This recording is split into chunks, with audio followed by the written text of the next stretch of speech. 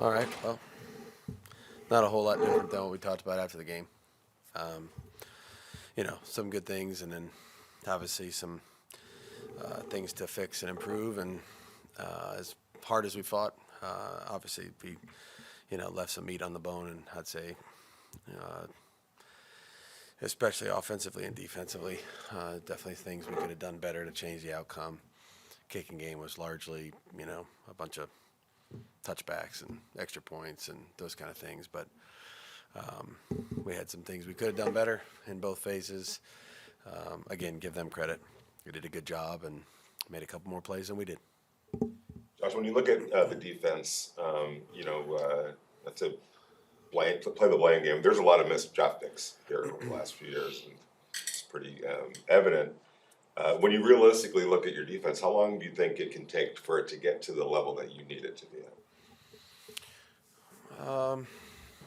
I don't know that you ever go into it saying that this is the 2 years from now or next spring, or it's hard to put a timeline on that, because every day you're going to try to make it better.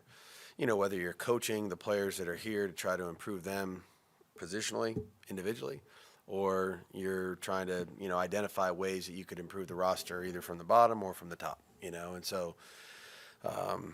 The short answer is we want to try to improve it as much as we can every day, whether that's, again, working here with the guys that are already on the team or identifying opportunities to improve it somewhere else. So, look, every phase of the team is going to be addressed. That's what happens every year.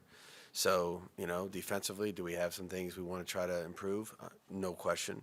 Same thing offensively. There's definitely areas where we can improve and get better, and in the kicking game. So there's no timeline on it. We're definitely not going to be patient, in that regard. We just want to try to those evaluations after the season will be very important to us. It'll kind of lay a blueprint for, okay, what do we need to do with the guys that are coming back, to make sure that they can take a step forward and improve. And then what do we need to address somehow, some way relative to acquisitions in the offseason? And so we'll be hard at work at that, after this next game. Josh, when you look at a defense that even down 5 starters played reasonably well in the first half, but over the course of the season that struggled. Mm-hmm.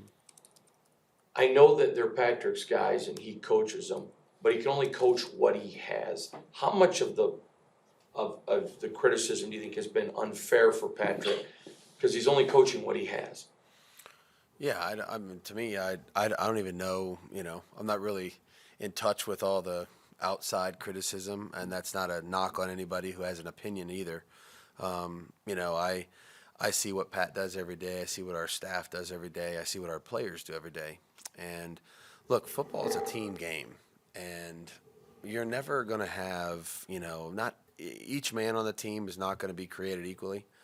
Each phase of the team is not going to be identical in terms of strengths and weaknesses. That's the beauty about our sport, is that you can play a team game and you can make a decision each week about what you need to do to play it right against a team that has different strengths and weaknesses than you do. And last week was a good example. This week will be a completely different example of their strengths and weaknesses are completely different than ours in many ways. And we have to use what we have to try to combat theirs and try to play the game as a team so that we have a chance to win. So I don't blame anybody, and we don't blame anybody here either. We just try to accept accountability for the things we can do well to help our team try to win. I think Pat's done a great job of that. Our staff has too. And look, these are our guys. These are our guys, and so whether we drafted them, signed them, or they were here before we got here, it doesn't make any difference in football. Like, this is our team. So to me, we coach them all the same.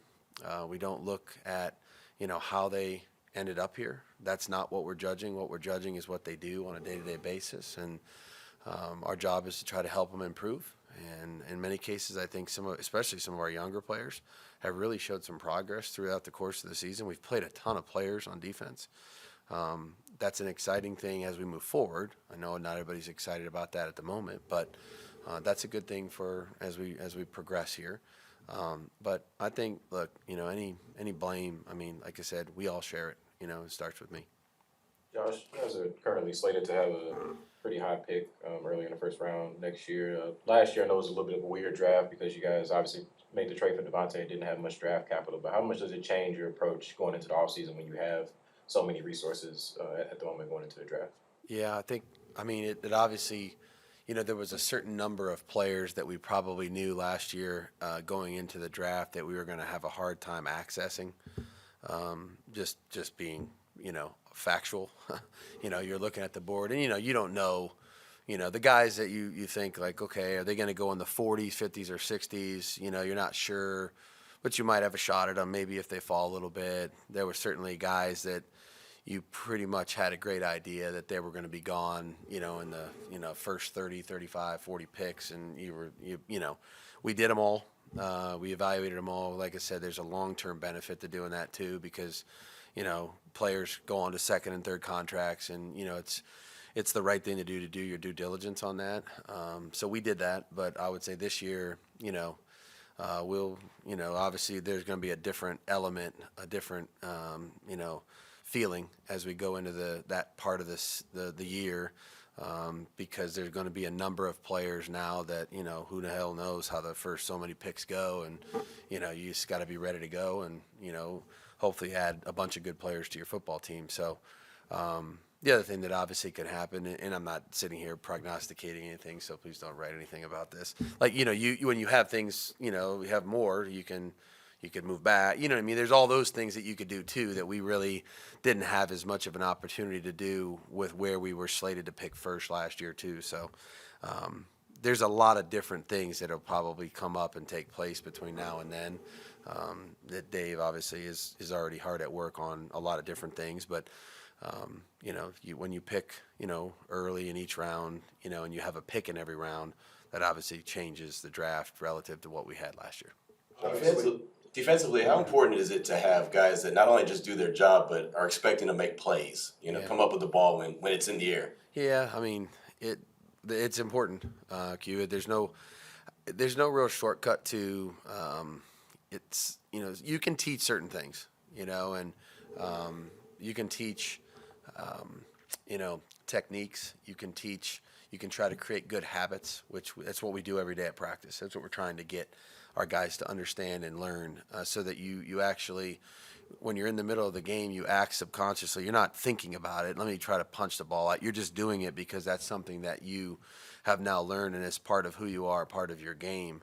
Then there's an element, I would say, of instinct that, that's something that, sometimes you can maybe improve it a little bit, but there are certain players that have a knack for that. Max Crosby, finding the ball, punching it out, or, somebody getting hands on the ball in the secondary or linebacker position. There's players that we've played against over many years that they just, you're like, how the hell do they end up with the ball so much? Ed Reed and Troy Polamalu, and, there's guys like that where you just go like, I'm not sure who taught them, but they taught them well. You know what I mean? And they might have taught them when they were this high too. So there's an instinctive level of defensive football where you just kind of you can see the ball and the quarterback and your receiver at the same time, and you're feeling the route and all those things. Sometimes, like I said, you can make that better, and then other times that's hard to do, because instinct is something that's, kind of you're born with some of it, and you're believe me, you're blessed when you have it, So, and then there's other times where, the ball is just, like we had a couple yesterday where the ball's up in the air and it's like we're just not close enough to it because we were, doing our job somewhere else, and then it lands harmlessly on the turf. So, I know, you want as many as you can have. Sometimes I think, you can make your own ball disruptions and those kind of things, and that's kind of obviously what we're going to be trying to improve. It's an area we're going to definitely obviously try to improve. Josh, Jarrett was really efficient in cleaning pockets. But there were also times where things were breaking down for whatever reason, and he had to go make some plays with his legs, move around the pocket. How important is that in today's football to have that ability as your quarterback, and how much room in your offense is it? And where's the fine line of all right, I got to move on from whatever was drawn up, whatever the intention of the play was, and go figure out a way to go make a play. I think that today's NFL, I think there's varying levels of you wanting that. Perfect world, every pass play you draw up, you could just go back there in a nice clean pocket and make a read and throw and catch the ball. Realistically, that's unrealistic. And so I think that when something does happen to break down, having an ability to either make a decision quickly and then throw the ball to a outlet receiver or what have you, that's one way to handle it, or to maneuver with your legs and extend the play. And so I think different players have different skill sets, and so there are quarterbacks that you play where you go, okay, we'd rather keep him in the pocket than let him get out of the pocket, because now you can really create some damage for yourself if you do that. And conversely for us, if we can make a play from the pocket because we have a good clean pocket, it's great. He extended some plays, yesterday that worked in our favor. And sometimes that works and sometimes it doesn't. You know what I mean? So I think the most important thing for me as I look at that trait and that skill is that when they do make the decision to move, that they're making it, it's a good decision and not a decision that's going to cause them more harm. Leaving the back of the pocket, now he gets strip sacked. You know what I mean? Like those kind of decisions bother me, because now you're putting the team and the ball at risk. I think if they make a good choice to move and maneuver outside the pocket, and then when they're out there, make another good decision, because that's a whole separate part of the equation is, all right, you're out there, and we all saw him yesterday drift, and I'm not going to tell you what I was saying when he was drifting, but, somewhere in the neighborhood of throw it away or get down or something, you know what I mean? And then all of a sudden you see something open, and then you go ahead and make another decision. So I think there's a lot of different elements to that.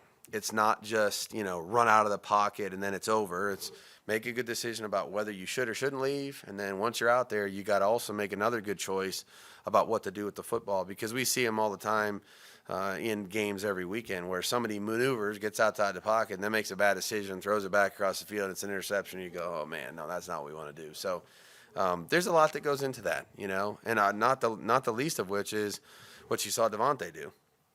That's the scramble drill that we work on from OTAs on, where the guy's coming this way. He looks, there's a guy here, there's a guy there, and he goes, there's nobody back here, and I'm going to put my hand up, and I'm going to be that guy. So, there's a lot of elements to it that make it productive, but ultimately decision-making is at the top of the chart for me. Is Jarrett's next, challenge going to be the Chiefs now have video of him, and he'll probably see some things he didn't see yesterday? Sure. I think that's true for every young player, who hasn't played a whole lot, is that, the more you put on tape, the more tendencies you display, the more things people may try to do to, either hold their disguise or unsettle you or, try to create some issues in the pocket, what have you. Again, the great thing about that is the quarterback always has the ball last, and he gets to make a choice. And so, whether they blitzed him yesterday, they disguised yesterday, and then didn't blitz. They showed blitz and dropped it. They did all that stuff yesterday. So he saw a lot of different things yesterday, and I think did a decent job of handling most of them the right way. But yeah, the more film you have, the more chances the defense and the defensive coordinators and the defensive staff has to try to disrupt you. It seemed like you and Jarrett were in sync yesterday. Sorry. It seemed like you and Jarrett were in sync yesterday. I'm wondering if, looking back on the offense this year, if you think it was held back at all by Derek's grasp of the scheme. Was that kind of a thing you had yesterday you maybe didn't have in previous weeks? No, I don't think that at all. Again, I have a lot of things that that our offense can do better, but. No, that's not very high on the list of things. I mean, to me, I think that Derek's played with a lot of confidence in what we do. He's had some really good games this year. So that's just we've had games where it's not been that way, but I mean that's there's a lot of factors that go into that. So I don't feel like there was a big change in that yesterday. You had guys yesterday. Go ahead, Amy. Go ahead. I just want to make sure my guys are here. If I'm doing good out of his chair and start throwing bows here. Oh no, I was just gonna say. I mean, you look like you had a solid connection with Jarrett. Just not even on the field, but just off the field with his personality. You've been in his offense, or he's been in your offense for this long. What are some personality traits or some things about him that you just like personally that you feel like makes him click with the rest of the team as well? Yeah, Jarrett's first of all, he's a great human being. We're blessed with a lot of those guys here, which is great. I think he gets along really well with everybody. He's a very honest guy, works really hard, loves football, puts a lot of time in. One of the last guys to leave the building every single day, no doubt about it. Willing to help. The minute he got here, he kind of understood his position and understood his role and has been willing to help anybody, whether it's a guard, practice squad tight end, running back, receivers, quarterbacks, whatever. Anything that he knew that he could impart to somebody else, he was very unselfish with, trying to assist anybody he could. And I think that's, that says a lot about somebody. You're trying to compete to win a job and to, play and all that, but you're willing to, take time to help others. I think that everybody has seen him do that from the minute he got here. So this guy's just he's a really good person and works hard and has been very patient too. Obviously, he sat and watched a lot of football, in the few years that he's been in the NFL. And I think there's a lot of people yesterday that were happy that he had an opportunity and then made the most of his opportunity. Thanks for saving me from Levi's. No problem. Appreciate that. You had a couple guys yesterday, like Jarrett, telling his teammates it was on him. You had Colt Miller really devastated about how the last play unfolded. Where do you kind of balance how you want guys to be accountable, but also don't take it all on them, don't overreact to a mistake in the game necessarily, and let that carry out through their preparation for the next game? Yeah, I think accountability is a good thing. We never, like I said, we never point fingers. We never place blame. We win and lose as a team. They all know that. They heard it from me yesterday. They're going to hear it from me again today. And football, there's 190 plays, 200 plays in every game. And, I could point to a bunch of obsolete plays that nobody will ever remember yesterday that probably would have changed the outcome of the game. And so, to me, every player that plays 75 plays in a game has some that he would love to change the outcome, and a lot that he's proud of. And so I think that's really what yesterday is a good example of. There was plenty of good plays, a lot of good plays, in many cases, in Colton's case, in Jarrett's case. And then there's some plays where you say, man, I wish I could have changed the outcome or did something a little differently. That's football. I think what you see now is a group of guys that, they want to win. They're willing to stand up and say, hey, I didn't do a good enough job on that play. That's a great trait to have as a human being, not just a football player. And so I think that accountability is hopefully what we are building our culture on, everybody accountable to the others in the locker room. And I hope it carries over into the offseason. It definitely will not carry over into this week and affect this game. I think our guys have, learned enough to know this year, we're all part of the equation. When we win, it's the result of a lot of people doing a lot of things right. And when we lose, we all take our share of the blame. Is there a chance that Zamir White is back this week, or you might just call? I'm hopeful. He worked out before the game yesterday, so we just, we're trying to make a decision on whether he was really ready to roll or not, and he's working hard to try to get back as fast as he can. There's no question about it. But he was close enough yesterday for us to work him out, hopefully with another handful of days. I know we're on a short week, but hopefully with another handful of days here, hopefully we can turn a corner. There's some personal things out there for Josh Jacobs, statistics wise.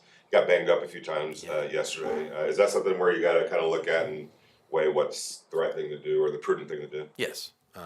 Players' health, safety, and and just his overall well-being obviously will be at the top of that list. And then anything else we will make sure we that comes after. Do you expect him to? I'm hoping. I mean, I don't put anything by him. You know what I mean? I mean, there was a couple times he came out yesterday, and I thought they're going to tell me he's not see it Monday, and son of a gun keeps going back in the game. So I don't put anything past JJ. He's a warrior, and we'll see how it goes. This week. One more, Adam. Yeah, kind of similar to that. You usually, when you have a short week, you plan for a couple weeks, in advance. Now you kind of got it sprung on you last night. How much does it change this week, and how difficult is that to adjust your schedule? Yeah, we were aware that any and all games. I mean, we were aware that our game could get changed. So we kind of had some plans in place either way. It won't change the next few days. We're going to do the right thing with the players. We got some guys, bumps and bruises. It was a physical game yesterday. So we're going to do the right thing in the next 2 days here. We'll watch the film, get treatment. Tomorrow will be their player day off. More treatment tomorrow. And then we're going to probably do exactly what we did for the Pittsburgh week relative to just in terms of how we prepared for it. We can't cram – we're not going to cram 3 days in and start practicing tomorrow. So we'll make sure we got our preparation ready to go. We'll do whatever we choose to do Wednesday. We'll be smart about it. It'll be Wednesday, Thursday, and then Friday we'll have a cleanup day, obviously, the day before the game, and then get ready to roll on Saturday. Good to go? Okay, thank you.